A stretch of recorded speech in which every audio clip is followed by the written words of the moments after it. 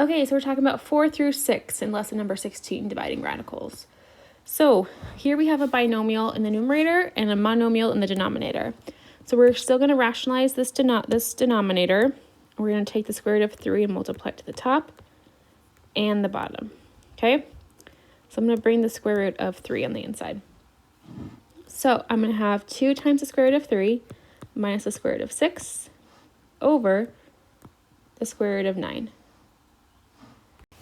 Okay, so then we need to reduce down some of our radicals. So square root of 3 is already reduced, square root of 6 is already reduced, but we can reduce down square root of 9, which is 3, which that is the whole point. Okay, oops, let me rewrite that. We can't have a radical in the denominator. Now, for our coefficients, they all have to have a like term or a factor for us to divide this out. So they don't, so that would be our answer for number 4. Okay. Number 5. I'm going to do square root of 8 over square root of 8. Okay. I'm going to distribute, so we get square root of 40 minus square root of 24 over square root of 64. So square root of 40, remember our list of perfect squares? We're looking for factors that are in this list. 64, 81, and 100, and much more.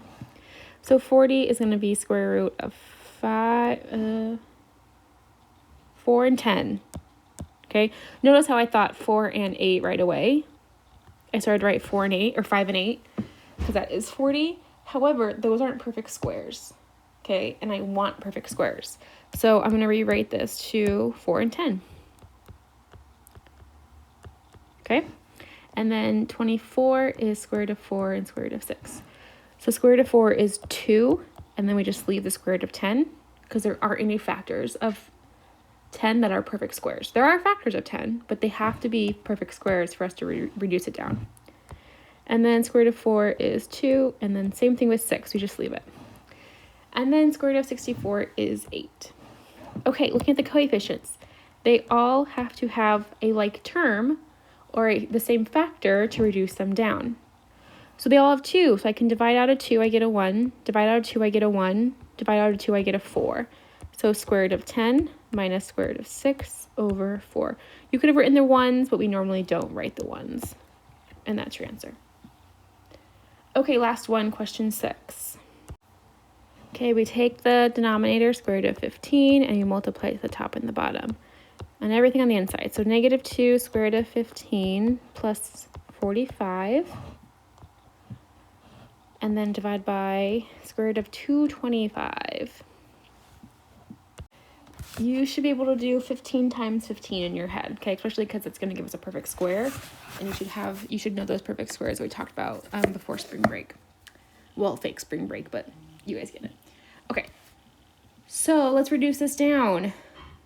45, 15, let's start with 15. So this is, I wrote very tiny right here, but this is our list of factors that are perfect squares, or numbers that are perfect squares, okay? So are there any factors of 15 that are perfect squares? Well, the answer is no, right? There aren't any, okay? How about 45? Yeah, that's 9 and 5. 9 and 5. Okay. So I'm going to get negative 2 square root of 15, and I'm going to get 3 square root of 5 all over 15. So your coefficients, they all have to have the same like term, okay, or same factor to divide out. 2, 3, and 15, they don't, okay? 3 and 15 do, but because we're writing it as one term, I can't do anything with that, okay? So that's my answer right there.